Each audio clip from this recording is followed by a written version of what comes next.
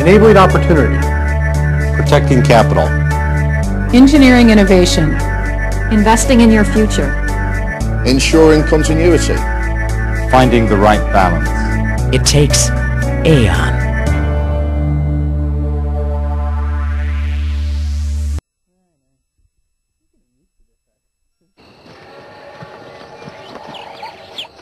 Global warming. Some say irreversible consequences are 30 years away. 30 years? That won't affect me.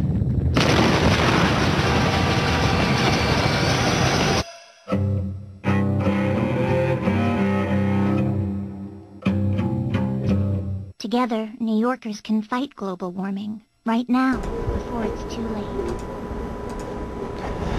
US private equity firm Lone Star is to take over German lender IKB Deutsche Industrie Bank, according to KfW, the German firm's biggest shareholder.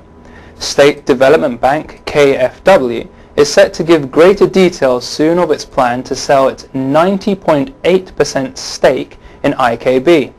IKB was one of the first firms in Europe to be a casualty of the fallout from the US subprime crisis.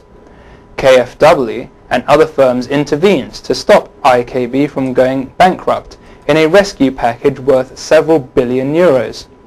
KfW has a 45.5% share in IKB, but that is set to increase to 90.8% in an already agreed deal. A news conference later today is expected to give more details of the sale. Lone Star, which manages more than $13 billion in asset, is reported to have beaten off competition from Swedish bank SEB and fellow US private equity group Ripplewood. China's largest bank has reported a 57% jump in half-year profits, saying its earnings have outstripped many of its rivals worldwide.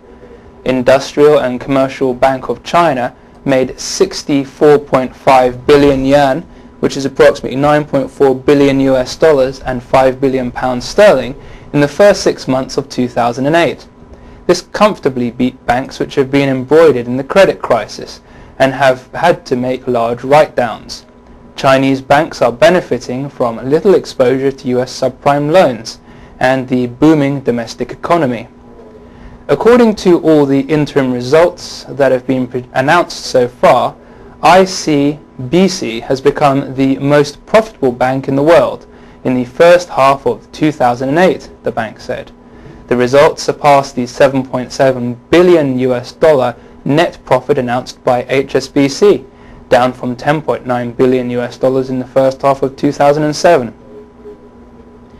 Lehman Brothers Holdings Incorporated fell in the New York trading after the Financial Times said Korea Development Bank and China's CITIC Securities Company abandoned talks to buy a stake in the US investment bank this month. Lehman, the largest underwriter of mortgage bonds before the subprime market collapsed, declined $1.04 or 7.6% to $12.69 at 9:49 a.m. in the New York Stock Exchange Composite Trading. The shares have slumped about 80% this year, the worst performance in the 11-company Amex Securities Broker-Dealer Index. QBE Insurance Group Limited net profit fell 7% to $859 million in the 6 months ended June the 30th, from $921 million for the first half of last year. Revenue was steady at $7.01 billion against $6.98 billion. Basic earnings per share were 97.4 cents, down from $1.101. Interim dividend has been increased from 57 cents to 61 cents, franked to 12.2 cents.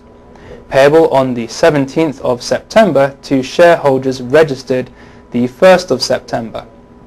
Directors said the lower profit was mainly due to volatility in investment markets and the impact of translation to the stronger Australian dollar. HRH, one of the world's largest insurance and risk management intermediaries, has teamed with Phenom Institute, a leading privacy and information management research firm, to launch the Privacy Breach Index. This is the first publicly available benchmarking tool that can be objectively used to measure a company's response to data loss or theft, especially when it concerns information about people and their families. Amlin's pre-tax profits for the first half of the year to end June dropped to £137.3 million sterling, down from £185 million sterling the previous year. Net written premiums for the half year dropped to £633 million sterling, down from £732.9 million sterling a year earlier. However, the combined ratio during the half fell 71% from 67%. Charles Phillips, Amlin's chief executive, said, "Our underwriting returns have been excellent.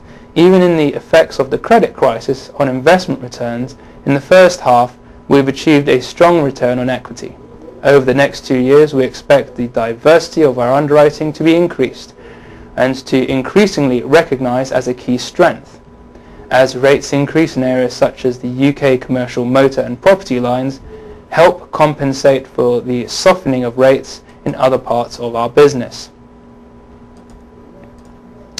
And in our final story today, insurers are bracing for heavy flood claims as a result of what reinsurance broker Guy Carpenter and Company has described as extensive damage in Ireland after intense rainfall on the 16th and 17th of August. The flooding occurred in both Ireland and Northern Ireland.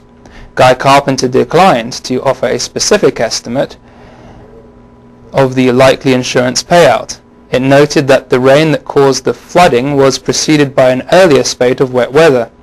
The true cost of the flood damage remains unknown at this stage, the broker said, but reports have stated that it is likely to run into millions of pounds. Well, that's the news for today. We'll be back again tomorrow at our usual broadcast time. Until then, thank you for watching and have a good day.